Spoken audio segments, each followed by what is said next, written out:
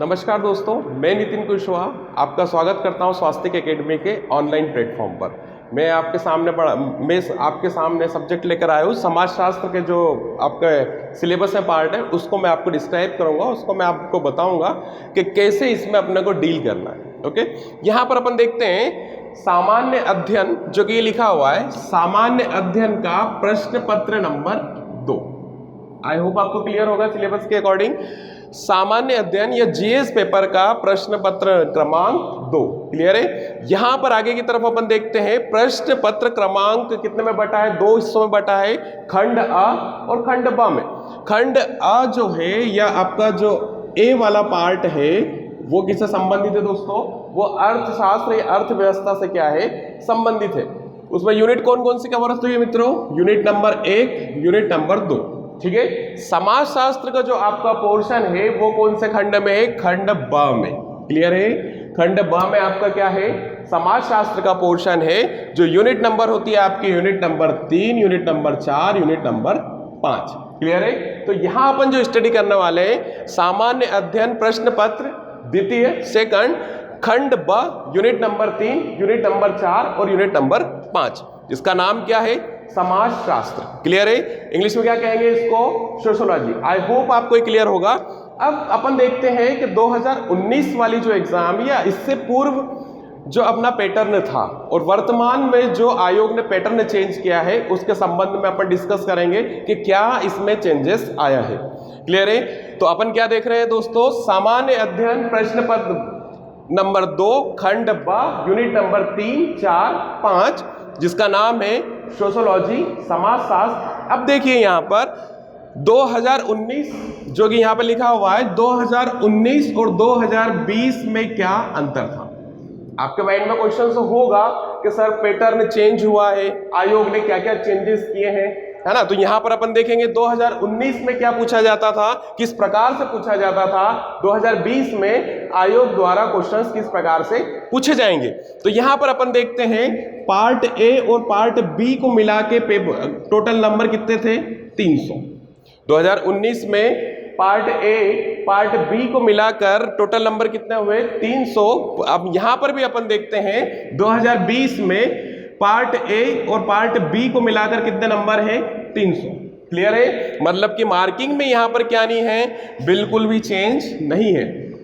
ठीक है, यहां पर अपन ने देखा कितने हिस्सों में बटा है, पार्ट ए पार्ट बी। यहां पर भी कितने हिस्सों में बटा है, part A part B. Clear है, यहां पर अपन ये देखते हैं कि जो पहले का पेपर होता था उसमें शब्द सीमा में क्या हुआ दोस्तों, वर्तमान में शब्द सीमा में क्या कर दी गई है, कमी कर दी गई है।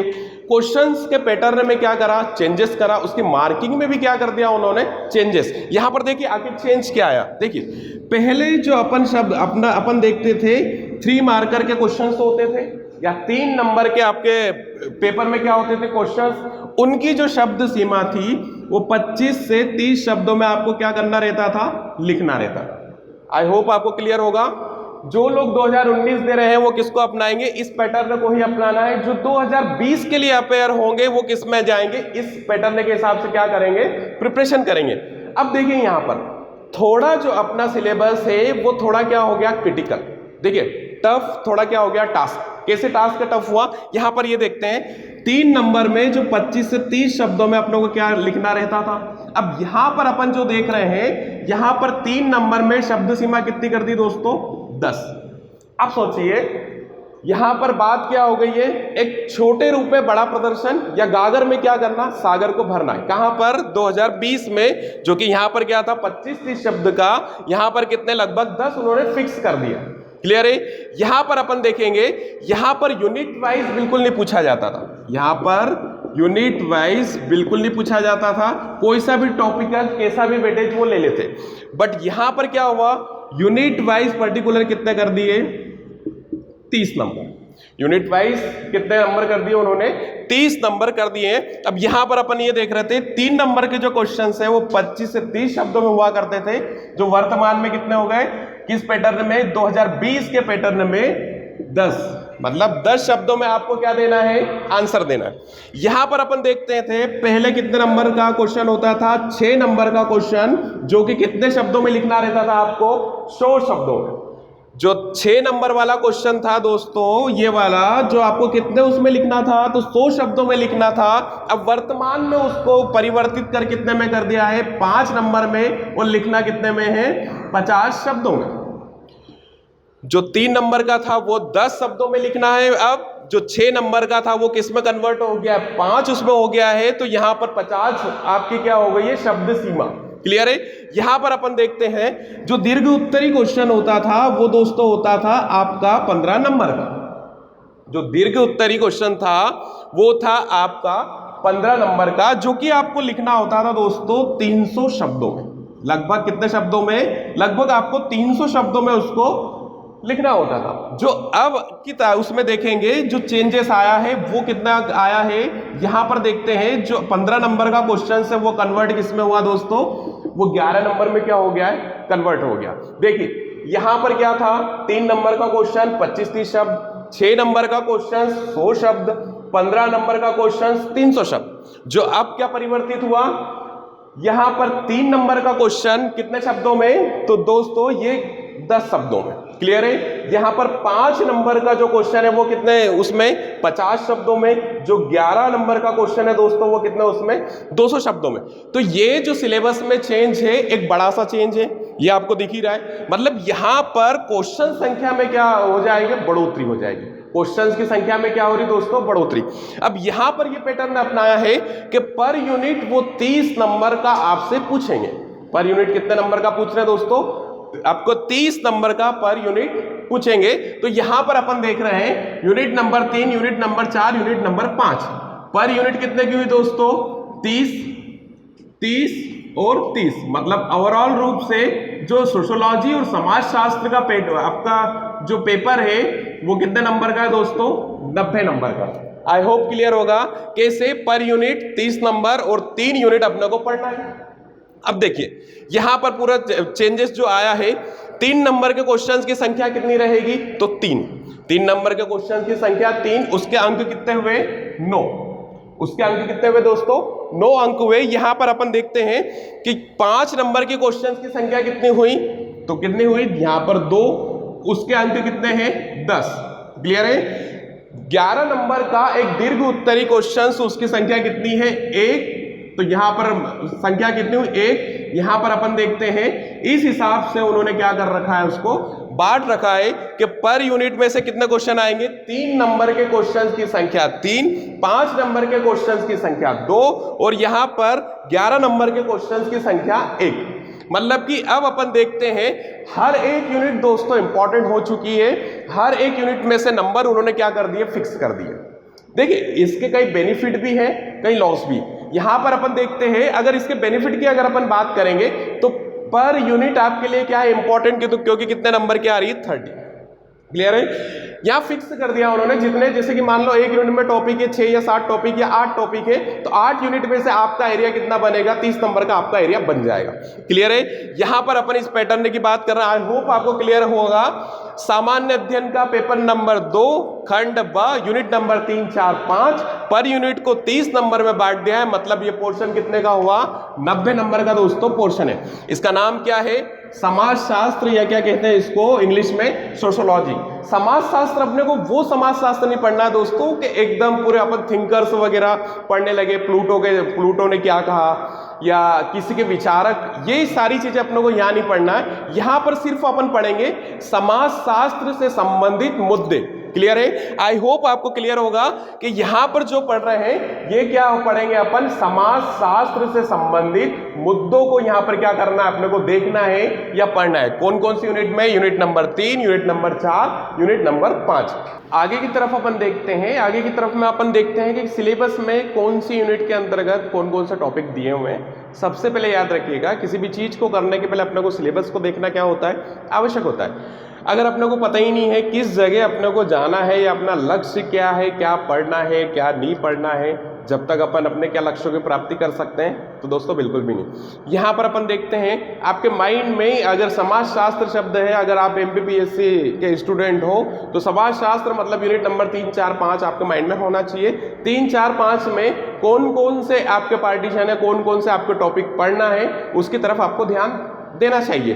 क्योंकि देखिए वर्तमान में अपन देखते हैं सामाजिक मुद्दे एक आपका टॉपिक आता है जो किसको कवर करता है, आपके सोशियोलॉजी या आपके समाजशास्त्र को कवर करता है। यहाँ अपन समाजशास्त्र नहीं पढ़ते हुए किस चीज को देख रहे हैं दोस्तों, समाजशास्त्र संबंधित मुद्दे। डेफिनेटली आपको पता होगा समाज जो वर्ड है वो किस हिसाब से बनता है, एक जैसा रहना, एक जैसा वेशभूषा, एक जैसा विचारों को लाना, एक जैसे विचार मिलके क्या बनी आपकी संस्कृति भी बनती है, और उन संस्कृतियों से मिलके या ये बोल सकते हैं एक जैसा रहना, वेशभूषा एक जैसी विचारधाराओं से मिलकर आपका क्या बनता है, समाज बनता है। तो यहाँ पर अपन देखते हैं अभी वर्तमान में जो आपके अपने जो समाज है उसमें एक विश्व संबंधी घटना चल रही है जिसको बोलते हैं कोविड-19 की घटना चल रही है। देखिए आप डेली पेपर पढ़ते होंगे, पेपर में कई आर्टिकल आपको पढ़ने में मिलते होंगे या मॉर्निंग में उठ के आप कई लोगों की आदत होती होगी, और आप लोग तो डेफिनेटली एक अच्छे स्टूडेंट हैं तो आपको पता ही होगा कि आपको सुबह मॉर्निंग कैसे स्टार्ट करनी है, आपके पेपर से आपकी मॉर्निंग क्या होती है, स्टार्ट होती है। तो यहाँ अपन ये देखते हैं कि किस प्रकार से ये जो आपका समाजशास्त्र सब्जेक्ट है उन आर्टिकल से एग्जाम्पल को खींचेगा। जैसे कि मान लो यहाँ अपन ने देखा सामाजिक मुद्दे, तो सामाजिक मुद्दे जो अपन देख रहे हैं, सामाजिक मुद्दे मतलब समाज में सबसे बड़ा मुद्दा क्या, कोविड-19 से संबंधित सारे डाटा आप कब गौर से पढ़ोगे, जब आपको सिलेबस पता होगा कि किसी के भी द्वारा सर के द्वारा बताया गया है या सिलेबस के द्वारा आपको जानकारी है कि डेफिनेटली ये किसका हिस्सा है, समाज का हिस्सा। तो आप उस पॉइंट ऑफ व्यू से उसको क्या करोगे, मार्क करोगे, या उस पॉइंट ऑफ व्यू से उसको क्या करोगे, पढ़ोगे। कई सामाजिक मुद्दे अपन इसमें क्या करेंगे, देखने वाले हैं। सबसे पहले यूनिट देखते हैं अपन, यूनिट नंबर 3। यूनिट नंबर 3 में सबसे पहले लिखा हुआ होता है आपका मानव संसाधन। क्या लिखा रहता है दोस्तों, मानव संसाधन। आप जैसे ही सिलेबस खोलोगे यूनिट नंबर 3 दिखेगी। यूनिट नंबर 3 में सबसे पहले टॉपिक आपको क्या दिखेगा, मानव संसाधन दिखेगा। क्लियर है। अब कैसे, आपको ये तो पता भैया मानव क्या है, आपको ये भी पता रिसोर्सेज क्या है या संसाधन क्या है। यहां पर अपन देखेंगे कैसे मानव आपका किसमें कन्वर्ट होता है, मानव संसाधन के रूप में। तो देखिए यहां पर अपन देखते हैं आपकी यूनिट ओवरऑल रूप से क्या है, मानव संसाधन। आपकी यूनिट क्या है, मानव संसाधन। आपकी यूनिट है मानव को कन्वर्ट करना है, किसमें, संसाधन के रूप में कन्वर्ट करना है। एक ऑर्गेनाइजेशन फॉर्म में अपन उसको लेके जाएंगे, चाहे प्राइवेट हो, चाहे गवर्नमेंट हो, किसी सेवा के रूप में हो या कंपनी के रूप में हो। यहां पर अपने को मानव को क्या बनाना है, संसाधन के रूप में क्रिएट करना है। क्लियर है। तो उनसे जुड़े हुए अपन मुद्दे को क्या करने वाले हैं, वॉच करने वाले हैं इस यूनिट में। यहां देखिए मानव को मानव संसाधन बनाने में एक बीज की प्रक्रिया होती है, वो क्या होती है, सबसे महत्वपूर्ण शिक्षा। क्लियर है। शिक्षा एक बीज की क्या है, प्रक्रिया जो मानव को काय में कन्वर्ट करती है, मानव संसाधन में कर देती है। शिक्षा यहां पर आपका टॉपिक दिया हुआ यूनिट नंबर 3 में, जहां पर अपन देखेंगे प्राथमिक शिक्षा हुई, उच्च शिक्षा हुई, व्यावसायिक शिक्षा हुई, तकनीकी शिक्षा हुई, सारी प्रकार की शिक्षाओं का यहां पर अपन क्या करेंगे, देखेंगे। क्योंकि अपना टॉपिक क्या है, मानव संसाधन। मानव को काय में कन्वर्ट करना, एक संसाधन के रूप में, एक ऑर्गेनाइजेशन के अंदर एक फॉर्म के रूप में करना, या एक जुडिशरी के रूप में, या एक जुड़ाव के रूप में। तो देखिए यहां पर क्या है, मानव संसाधन मतलब मानव को मानव संसाधन बनाने के लिए सबसे पहले क्या देने रहती है आपको, शिक्षा। क्या बिना शिक्षा के वो संसाधन में वर्क कर सकता है मानव संसाधन के रूप में? आपके माइंड में क्वेश्चन आता ही होगा, क्या बिना शिक्षा के वो मानव संसाधन नहीं रहता है? तो डेफिनेटली वो क्या रहता है, मानव संसाधन तब भी रहता है। किस उसमें, जैसे अपन मजदूर को देखते हैं, मजदूर ने कोई शिक्षा नहीं ली दोस्तों, मजदूर ने बिल्कुल भी क्या नहीं है, शिक्षित नहीं है, बट वो जानता है किस प्रकार से पावड़े को उठाना और गड्ढा खोदना। क्लियर है। तो वो भी क्या काम कर रहा है, रिसोर्स का काम कर रहा है। यहां पर अपन बात कर रहे हैं, शिक्षा की बात कर रहे हैं, तो यहां पर सबसे पहला आपका टॉपिक कंटेंट क्या है, प्राथमिक शिक्षा, उसके बाद उच्च शिक्षा, तकनीकी शिक्षा और चिकित्साई शिक्षा। देखिए अगर मान लो मेरी कोई सी कंपनी है, इंजीनियरिंग फर्म है, मान लो मेरी कंपनी मोबाइल बनाती है, तो मोबाइल में मेरे को किस प्रकार के एम्प्लॉय या किस प्रकार के मानवों की आवश्यकता होगी, तो डेफिनेटली जो तकनीकी से क्या हो, संबंधित हो या टेक्नोलॉजी उनको आती हो, तो मैं कहां से उठाऊंगा उनको, इस चैप्टर से। अगर मान लो मेरा कोई हॉस्पिटल है ना, हॉस्पिटल में मैं कहां से उठाऊंगा मानव को, तो कौन से संसाधन के रूप में, चिकित्सा शिक्षा। तो याद रखिएगा कि मानव को मानव संसाधन बनाने के लिए शिक्षा महत्वपूर्ण आयाम बोल लो, पिलर्स कह दो, या सबसे महत्वपूर्ण थिंग क्या है, शिक्षा। दूसरी बात आती है अपना जो सब्जेक्ट है वो समाजशास्त्र है दोस्तों, वो समाज से ही क्या है संबंधित है। आप लोग भी जिसकी तैयारी कर रहे हैं वो चीज क्या है, समाज की नौकरी या समाज की सेवा। क्लियर है, समाज की नौकरी या समाज की सेवा पाने के लिए आप रात दिन क्या कर रहे हो, मेहनत कर रहे हो। आपको कहाँ रहना, समाज में रहना, इसलिए आपको अवेयर होना क्या होता है, जरूरी होता है कि किस प्रकार से अपने को समाज में काम करना है। तो यहाँ पर अपन देखते हैं, आप खुद सोचिए, अगर आप लोग शिक्षित नहीं रहेंगे या कोई भी XYZ पर्सन शिक्षित नहीं रहेगा तो क्या वो ठीक ढंग से काम कर पाएगा, तो बिल्कुल नहीं कर पाएगा। तो सबसे महत्वपूर्ण आयाम क्या हुआ, शिक्षा।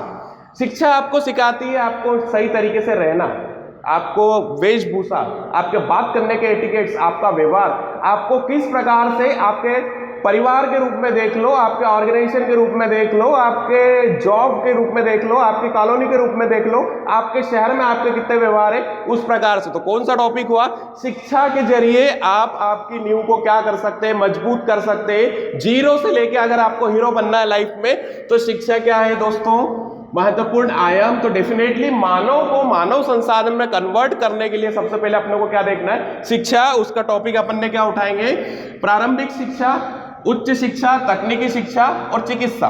ठीक है, यहां पर अपन देखते हैं इसका और और उसको अगर तोड़ेंगे तो यहां पर अपन देखते हैं विद्यालय के पूर्व की शिक्षा, विद्यालय शिक्षा, माध्यमिक शिक्षा, उच्च शिक्षा। इसके एग्जाम्पल देखिए, उच्च शिक्षा की बात करें तो BSc हुआ, BCom हुआ, BBA हुआ, ठीक है, MBA हुआ।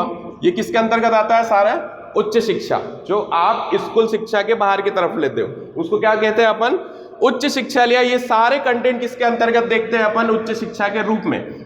तकनीकी शिक्षा की अगर अपन बात करें तो तकनीकी शिक्षा के अंतर्गत अपन देखते हैं बीटेक हुआ, इंजीनियरिंग की सारी प्रकार की डिग्री किसमें देखते हैं अपन, एक तकनीकी के रूप में। तो यहां पर क्या हुआ आपका तकनीकी। यहां पर अपन देखते हैं चिकित्सा शिक्षा, मतलब कि फार्मेसी हुआ आपका, BDMS, MBBS, ये कौन सी शिक्षा के अंतर्गत आता है, चिकित्सा शिक्षा के अंतर्गत आता है।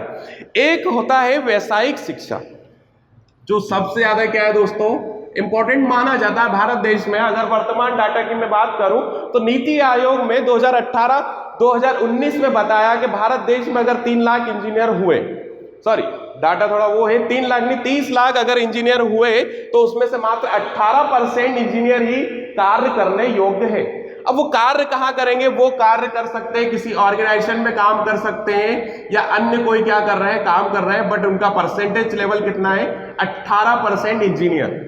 तो यहां पर मैं बात कर रहा हूं शिक्षा की, तो बात कर रहा हूं, बट भारत देश या सोशियोलॉजी के संबंध में जब बात करेंगे तो गुणवत्तापूर्वक शिक्षा की यहां पर क्या करना है, अपने को बात करना है, परिचर्चा करना है। तो भारत देश को एक ऐसी शिक्षा प्रदान कराना है उनके स्टूडेंट को या भारत देश के विद्यार्थियों को कि वो किस उसमें हो, गुणवत्तापूर्ण व्यवसायिक शिक्षा ले, कि उन्होंने शिक्षा को ग्रहण किया और डेफिनेटली अगले दिन से क्या करने लगे, कार्य करने लगे। तो यहां पर अपन क्या बात करेंगे, इस शिक्षा की तो बात करेंगे, साथ में क्या लेंगे दोस्तों, क्वालिटी। या किस चीज की बात करें दोस्तों, गुणवत्तापूर्वक शिक्षा की यहां पर अपन क्या करेंगे, बात करेंगे। क्योंकि वर्तमान के डाटा क्या चल रहे हैं, 30 लाख अगर अपने देश में इंजीनियर आ रहे हैं तो मात्र 18% इंजीनियर कार्य करने योग्य है। ये नीति आयोग का डाटा उठा के आप देखिए। यहां पर अपन देखते हैं अपना जो टॉपिक है, टॉपिक के संदर्भ में मानव को मानव संसाधन बनाना, महत्वपूर्ण आयाम शिक्षा।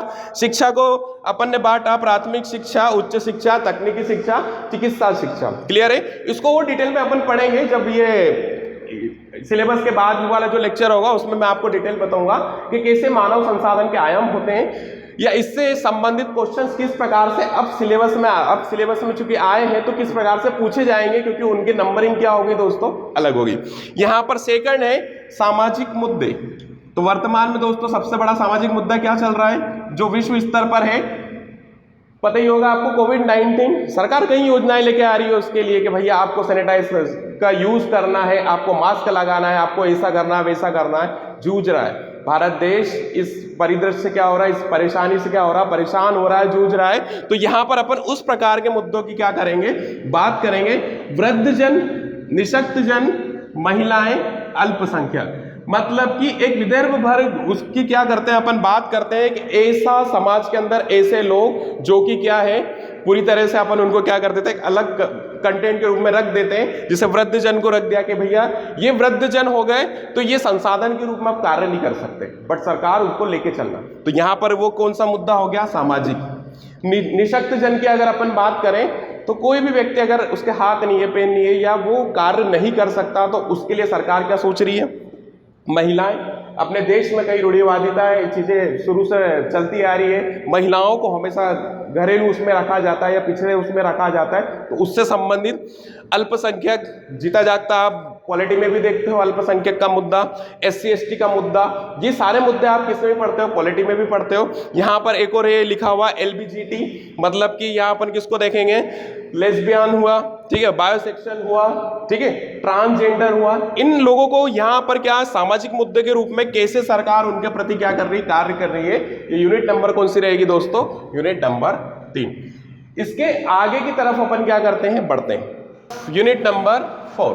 यूनिट नंबर 4 में अपने को क्या क्या पढ़ना है उसके बारे में अपन क्या करेंगे, डिस्कशन कर रहे हैं। देखिए अभी जो मैं आपको सिलेबस का डिस्कशन जो बता रहा हूँ उसमें मोटे मोटे तौर पर जो टॉपिक अपने को पढ़ना है उस चीज़ को मैं बता रहा हूँ, फिर एक एक टॉपिक करके पूरे लेक्चर्स क्या रहेंगे, पूरे लेक्चर्स रहेंगे, उसको आप देखिएगा। यहाँ पर अपन देखते हैं यूनिट नंबर 4। यूनिट नंबर 4 में आपके टॉपिक है सामाजिक समरसता।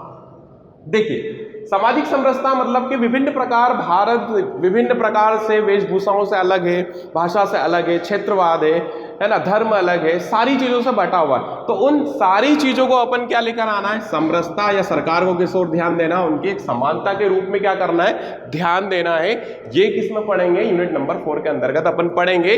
जो मेन टॉपिक क्या है आपका, सामाजिक समरसता, किसके अंतर्गत? यूनिट नंबर 4 के अंतर्गत। फिर अपन देखेंगे सभ्यता और संस्कृति। देखिए दोस्तों आपको पता होगा कि भारतीय मतलब अगर सभ्यता की बात करें तो सिंधु घाटी की सभ्यता, वहां से लेके संस्कृति जो शब्द है, डेफिनेटली संस्कृति शब्द किस में कन्वर्ट होता है, आपका समाज में होता है। देखते हैं संस्कृति के अंतर्गत अपन एक जैसा रहन सहन, एक जैसी वेशभूषा, ठीक है, एक जैसा पहनावा, एक जैसी चीजों को करना, या एक जैसा वैचारिक मत, है ना, ये क्या बन जाता है, संस्कृति का रूप ले लेता है। और संस्कृति से मिलके क्या बनता है, आपका समाज बनता है, और वो समाज उस पर क्या करने लगता है, कार्य करने लगता है। एक एग्जाम्पल के तौर पर बताता हूं कि जैसे जैन क्या है, संप्रदाय है। संप्रदाय उनको ये था कि जमीन पर जो अपने कीटाणु मतलब जो जीव जंतु रहते हैं उनका सेवन ना किया जाए, तो उन्होंने किस चीज को त्याग दिया, उन्होंने फसल जो अंदर की तरफ होती है उसको क्या कर दिया, त्याग दिया।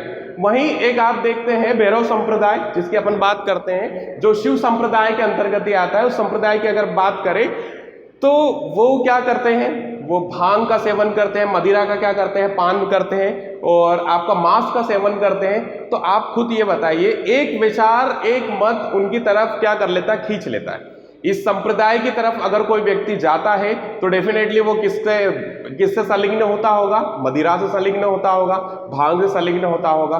क्या भगवान आकर कहता है कि आप मदिरा पियोगे तभी मैं आपको साक्षात दर्शन दूंगा, या आप मांस का सेवन करेंगे तभी मैं आपको साक्षात रूप में दर्शन दूंगा?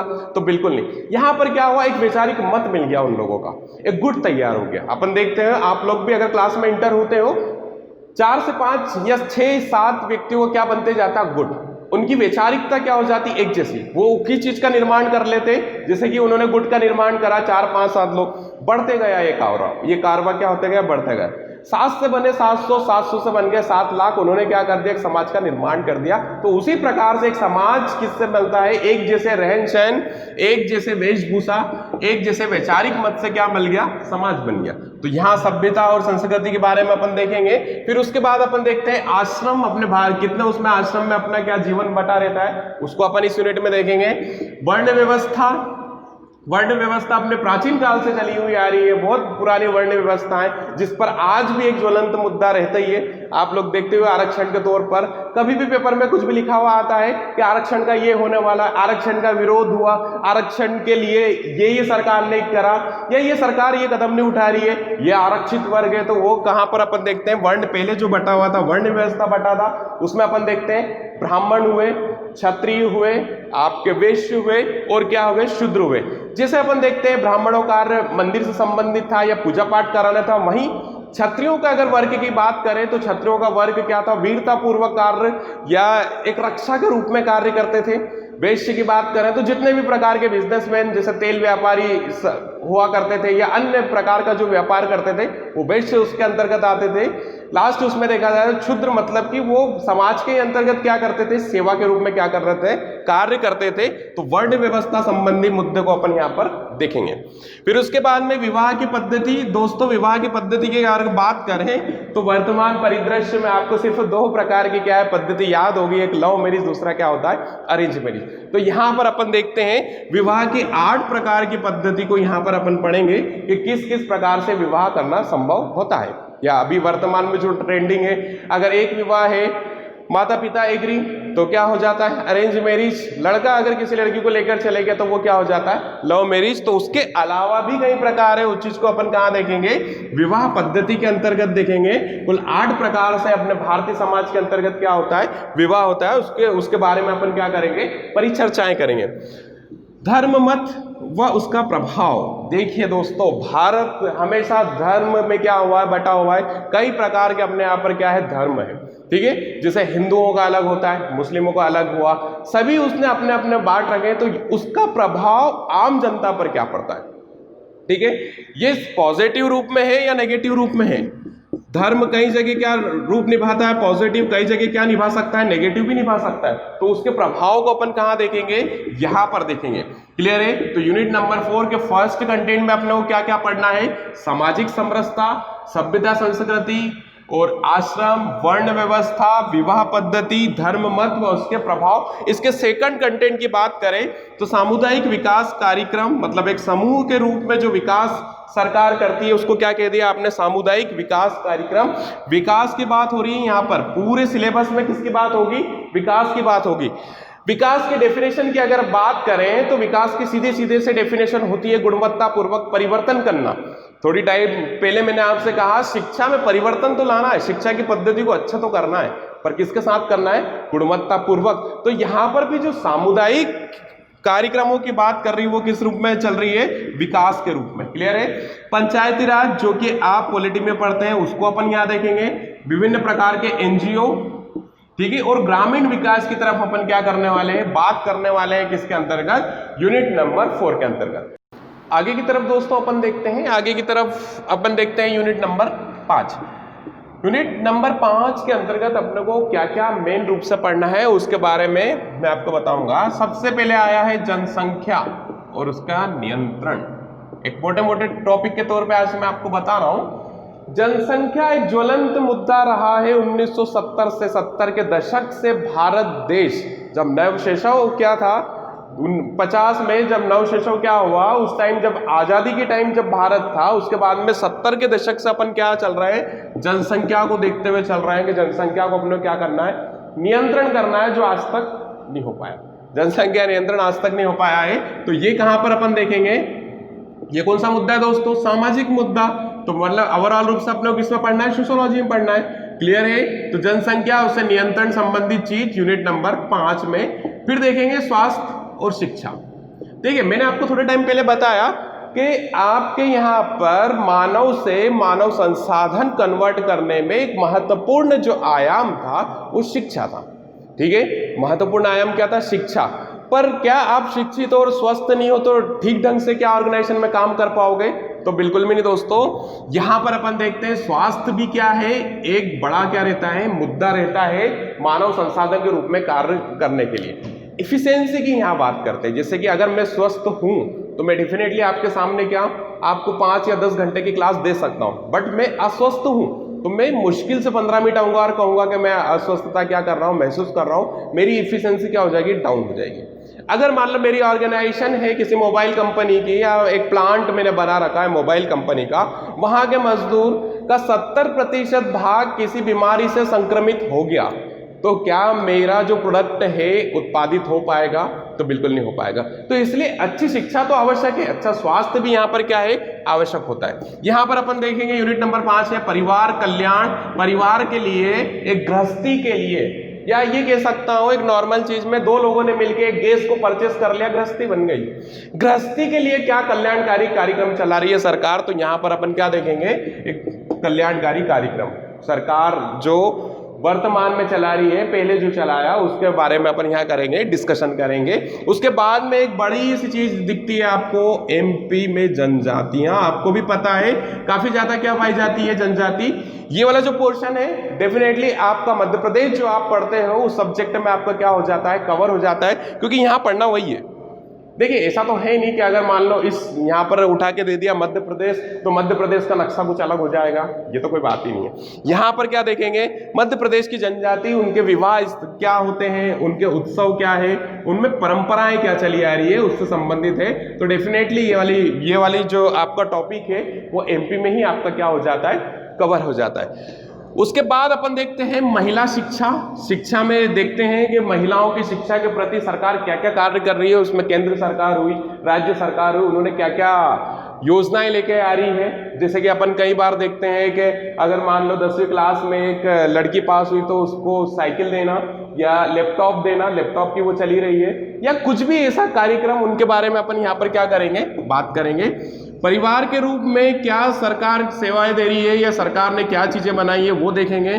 कुपोषण के रूप में, कुपोषण आपको पता ही है मध्य प्रदेश कौन से स्थान पर आता है, तो कुपोषण की समस्या मध्य प्रदेश में काफी ज्यादा रही है, तो इसलिए अपन क्या देखेंगे इस यूनिट में, उसको पढ़ेंगे। फिर संक्रमण, वर्तमान में अभी क्या चल रहा है दोस्तों, एक बड़ा संक्रमण, महामारी के रूप में संक्रमण फैला है कोविड-19, तो उस प्रकार के वर्तमान और ज्वलन मुद्दों को भी यहाँ पर अपन देखेंगे। तो ओवरऑल रूप से यहाँ पर और क्या देखना है अपने को, विश्व स्वास्थ्य संगठन, जैसे कि आप अभी वर्तमान में पेपर मॉर्निंग में उठा ही रहे हो कि विश्व स्वास्थ्य संगठन ने ये बताया कि अपने यहाँ पर कोविड-19 की वैक्सीन दिसंबर तक आएगी। तो विश्व स्वास्थ्य संगठन को अपने को यहाँ पर पढ़ना है। क्लियर है। तो यहाँ यूनिट नंबर 5 में जनसंख्या हुआ, स्वास्थ्य हुआ, परिवार हुआ, अपने एमपी जनजातियां हुआ, महिला शिक्षा, पारिवारिक, कुपोषण, संक्रमण और विश्व स्वास्थ्य संगठन पे क्या करेंगे चर्चा।